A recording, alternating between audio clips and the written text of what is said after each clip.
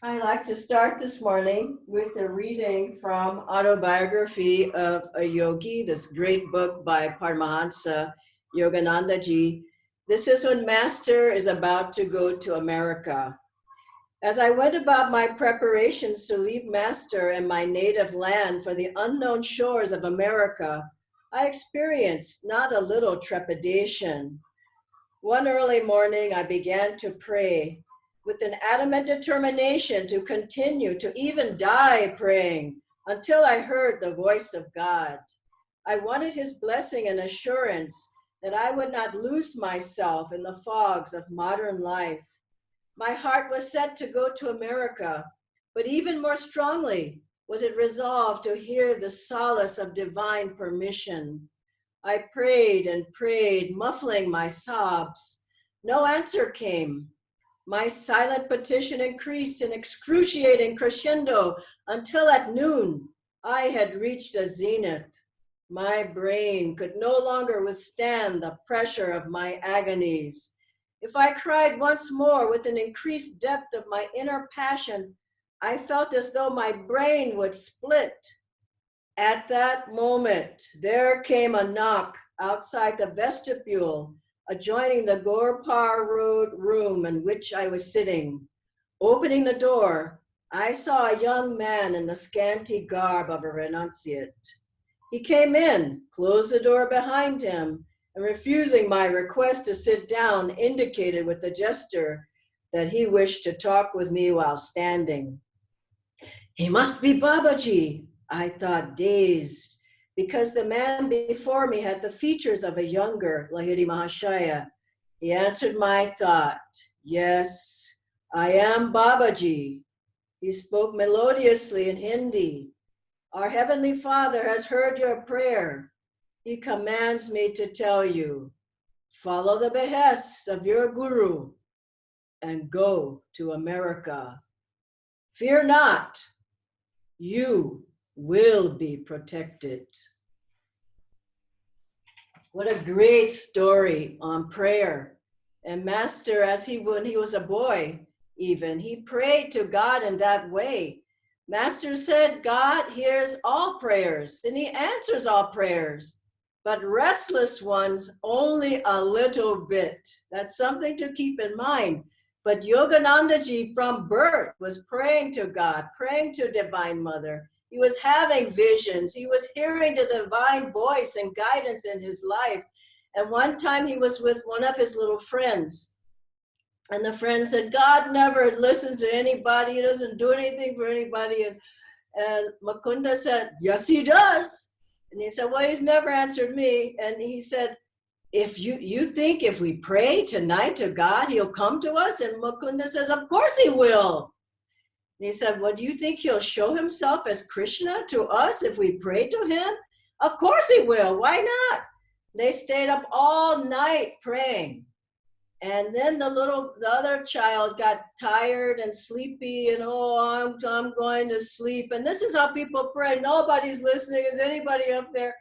So Mukunda said, I'm not going to sleep. I'm going to keep praying. And suddenly he said, Krishna, Krishna, I see him. He's there. And the other little sleepy guy says, I don't see anybody. There's nobody around here. And Master said, he's here. And they said, I don't see him. Master struck the boy. I believe he struck him on the chest. And the little boy said, I see him too. And they had a wonderful vision of Krishna from deep prayer. Master had that visitation of Babaji from deep prayer. Prayer can magnetize your life, magnetize your thoughts, magnetize who you are, magnetize your circumstances, change you forever. My first deep prayer was after college. I came out and I had everything wonderful in my life. It was a wonderful life. I thought, this is just so boring, though. There's got to be something more. And I prayed one night, all night, if there's a God, I want to know. I want to know. And the very next day, mind you, I had an answer. I was at a store buying some things, and I saw a book that said meditation.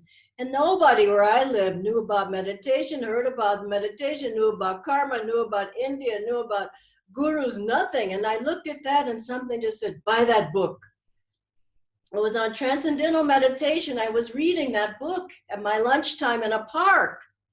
I still can't believe it happened 40 years ago. And I looked down from where I was, and a man was sitting on a park bench, and he was meditating. And I knew he was meditating because his head wasn't going up and down, sleeping like a person who's sleeping. His spine was straight.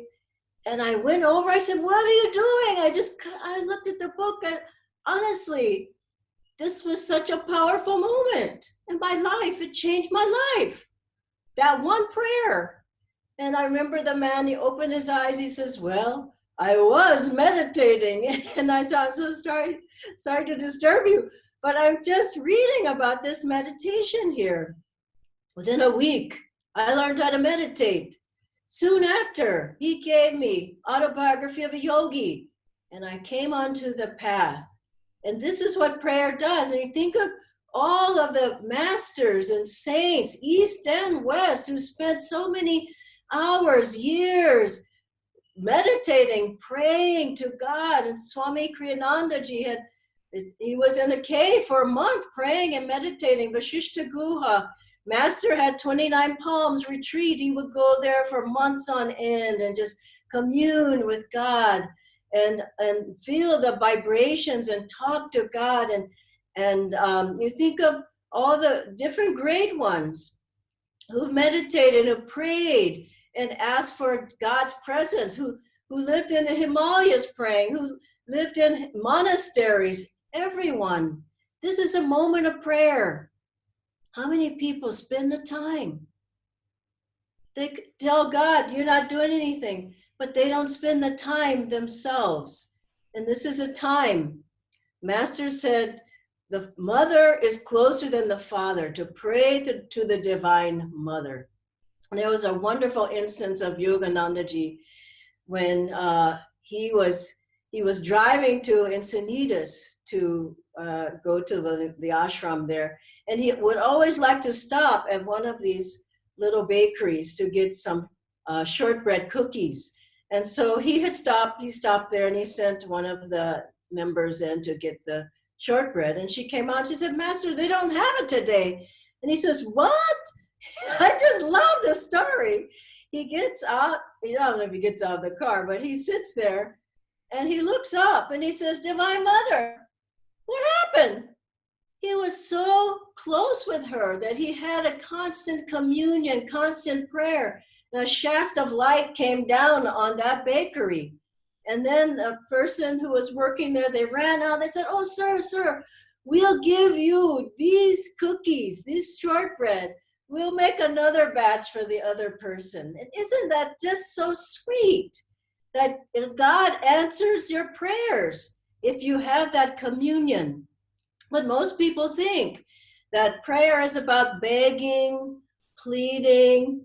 This is what I love. Let's make a deal. I'll make a deal. If you heal me, I'll go to the mandir and I'll put money in the donation box there. If you do something for me, I'll do something for you. Our Master said that's mercenary devotion. That's not real prayer. But and prayer needs to be from the heart, devotional. I love you. That's why I'm spending time with you. I'm not trying to make a deal. I love you. And you have that connection with God as love and devotion. And also, it's something that's not, it can't be something that it's dry. That, I just think, I'm just thinking it all through and I know God will hear me. The other thing Master said is you have to put energy into it yourself. And I'll go through with you a technique on that. But he said, if I need a job, I would shake up the world. Put out the prayer, do something about it, and not just sit and wait. Prayers are answered a lot through acting, doing, and not to just be intellectual, mental with the prayers. I love this story. Master used to tell this story about this black janitor. His name, Master, I love this, Jim Brown, he called him. And Swamiji wrote a song about Jim Brown. He was very devotional, very sweet, very loving. And the people at the church where he used to clean the church, people where he worked at the church, they were all very proud, and they had very intellectual and very, Master said, don't pray like a cold cucumber. He said, open your heart. So Jim Brown was very bhakti. So he asked them, he said, well, can I sit and in the pew and pray with everybody else one day? And they said, no, no, no, you can't come.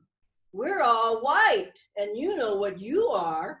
And so the poor guy, he left, and he went home and he prayed to Jesus. And he said, Lord, Lord, why can't I pray in the church? I want to pray in the church like everybody else. And then suddenly he had a vision, and he had a vision of Christ. And Jesus said, Jim, don't worry. That church has been there for 3 years, hasn't it?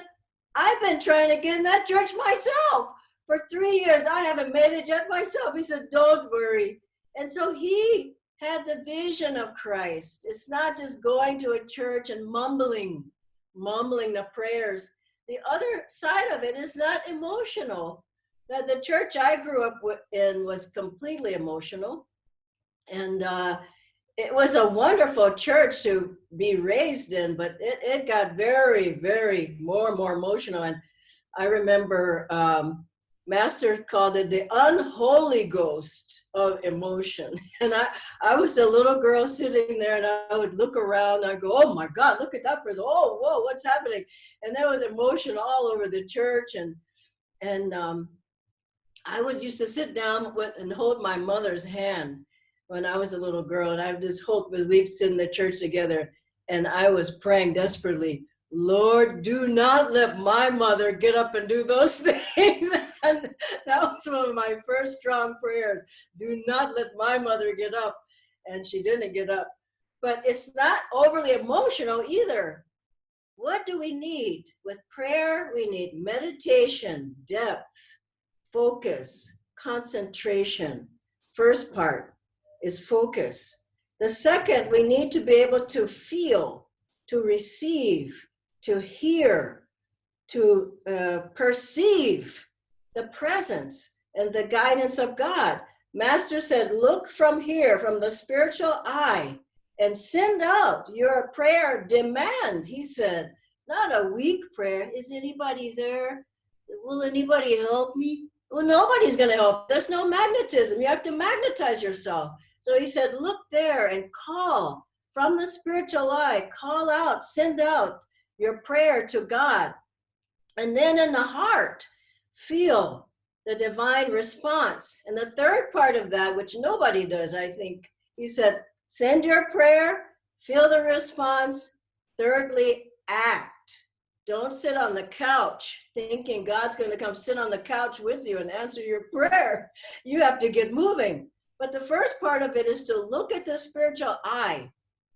Send out the prayer. Now, Master called this the sending station, where you send out your thoughts into the ether. You send your prayer out to God.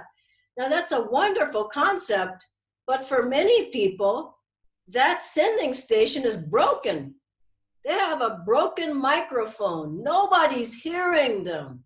Why? Restlessness, vagueness. The mind is dull, unmagnetic, not energized. Now, why? The mind is not clear, it's not focused, it's not concentrated. Now, why? Too much television is one, too much going on the internet all the time, wrong diet, wrong thoughts. All of these, they stop, it's like the brakes on something. They stop your prayers. And I was once at a program with one of our acharyas, and this image came to my mind. There was a broken microphone. Every time the poor fellow would try to say something, and now I'll tell you about Patanjali, the microphone would squeak, and now he said, eek, eek. That went on for a whole hour. And that's what happens. People say, Lord, I want to, and then, oh, it doesn't register. Now, how do we fix that broken microphone? We fix it through meditation. We fix it through concentration. We fix it through affirmations. We fix it through japa. We fix it through just gazing up at the spiritual eye. You think of that great story of of Arjuna with his teacher Dronacharya and all the other pupils when Dronacharya had them up with an archery contest to shoot the eye of a bird. And each one, he said, well, what do you see? Oh, I see the sky. I see, sit down. Okay, what do you see? I see the clouds. Oh, and I see the tree. Sit down. What do you see? Oh, I see the leaves. Oh, I see it. Oh, you sit down. He says, now, Arjuna, you come. What do you see? I see the eye of the bird. Loose your shaft. Boom!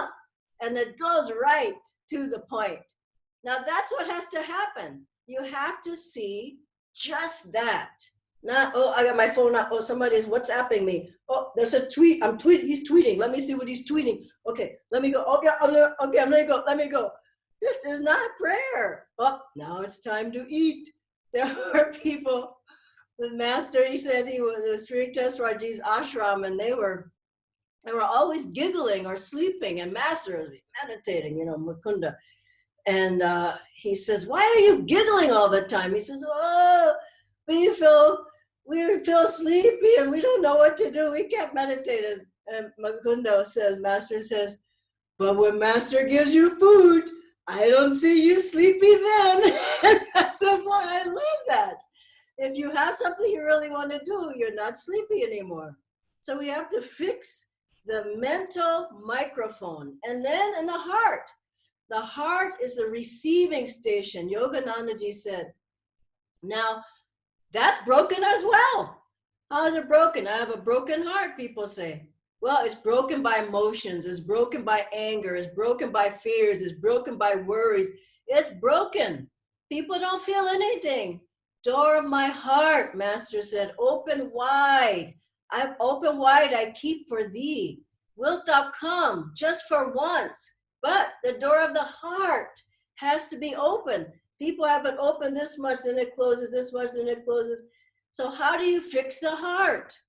The heart, you have to chant. I remember once I was helping to found a new center in Europe. And I said to Swami Kriyanandaji, because all we did was chant, basically. Nobody knew how to meditate. It was a brand new work. And I said, Swamiji, I want to meditate. All we do is chant here. He said, you need to chant. And I remember that from 30 years. You need to chant. And that's the thing. Chanting opens the heart, or listening to the chants, or listening to some of Swami Kriyanandaji's music, doing yoga postures. All these things. Energization also will help to just relax the heart. If you fix the mental microphone and the heart, the receiving center, then God can hear your prayers and you can feel the response. And then the last thing, as I said earlier, is to act. Act, go one step in that direction. And as you take one step, you get more and more magnetic. I take another step in the direction I think is right. If that's not right, I go in the other direction and I take another step and I keep trying. I keep praying. I keep listening. I keep trying. This has to be done over and over and repeatedly. And I'll end with a couple of beautiful stories of Swami Kriyanandaji, because he lived by these principles. We saw him, we lived with him. He taught us how to live in God consciousness all the time. And so Swamiji once, early on, he was trying to take a trip to India and his car broke down. And he thought, oh gosh, the money I save for India, I've got to put in the car. And then he said, but I need to go to India, but I need a car when I get back because we live here in the hills. And so what happened? He prays to Divine Mother and he says, well, Divine Mother, if you want me to go to India, you've just got to help me. I'm going to need a car. So use common sense as well. He puts the money into the car. This was back in the 70s, I believe it was. And then he just prayed to Divine Mother, if you want me. And that's another thing. Ask God what his will is, not my will. I'm doing everything myself. I know what's best for me. What is thy will? If this is right, then provide it for me. If it's not, I don't want it. And so then what happens? 3 days later, Swamiji at his home, underneath the front door, someone slipped an envelope and had given him just the exact amount that he had put into fixing that car. I think it was $1,000 or something like that, but just the exact amount. And that's a wonderful thing to remember. Another story he told us, that one day he was to give the satsang, Sunday satsang at Ananda, up at the meditation retreat, Ananda Village in California, USA. And he said that he suddenly was hit with a kidney stone attack. And it was so painful that he just knew, I want to go, I want to serve, but this pain, he just couldn't even move. He couldn't even stand up. He couldn't walk. He couldn't even talk. He felt so badly. And so what did he do? He said, Divine Mother, if you want me, if you want it, you want me to serve in this way, if you want me to go and give that satsang, you're going to have to take this pain away. And he showed us. I saw Swamiji tell this story many times. He said, just as if you, just that much time it takes to move your hand like that, the pain was gone. This was God's grace. God heard his prayer. And he was able to go and give the satsang. But he said the pain was replaced with so much joy that he still couldn't talk. Isn't that a beautiful story? He said he just was so filled with God's love and joy. So let us now close with a very simple practice from this book, Intuition for Starters, by Swami Kriyanandaji. And I'm going to guide you. Sit up straight where you are. I'll guide you through this practice that he gave us to awaken and send energy, prayer energy from the spiritual eye, and feel the response in the heart, based on the teachings of Paramahansa Yoganandaji. Inhale, tense your body, exhale, twice more.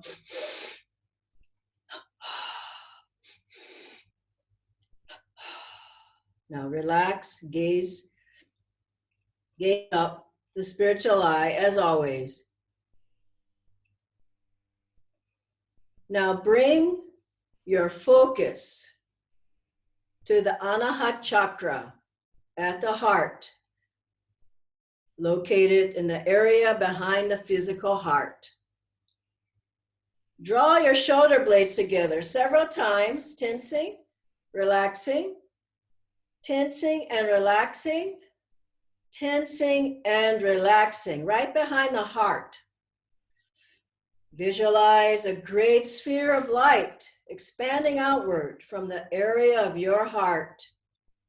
Feel this sphere encompassing everything and everyone around you. Feel they are all bathed in the same light.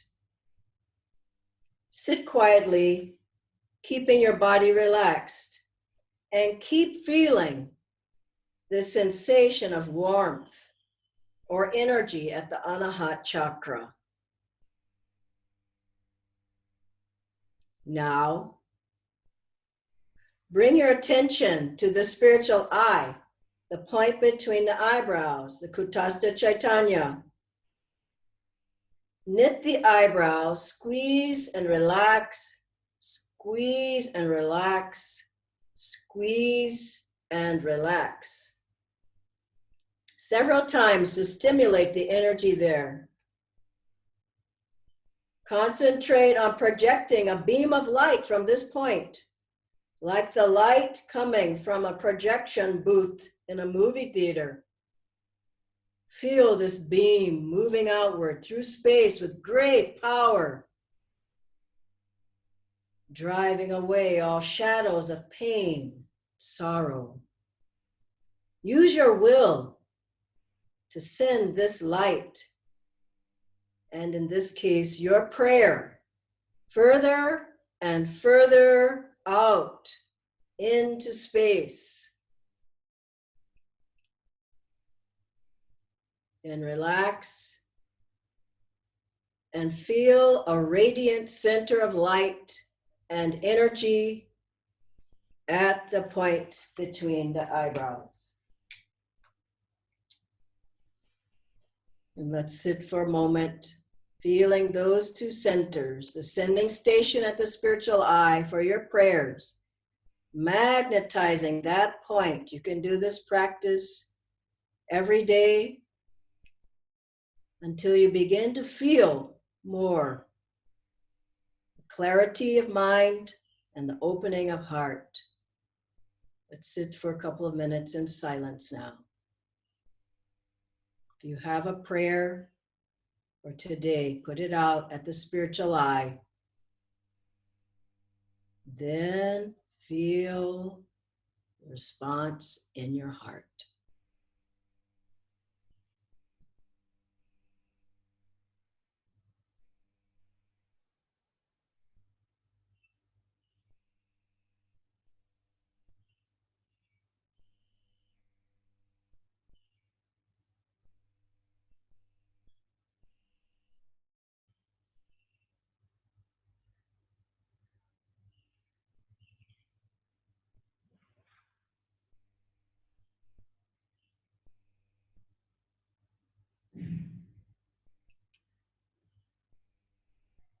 Now put your whole energy at the heart chakra. Feel, feel, feel the presence of God, answers, solutions to any difficulties you have.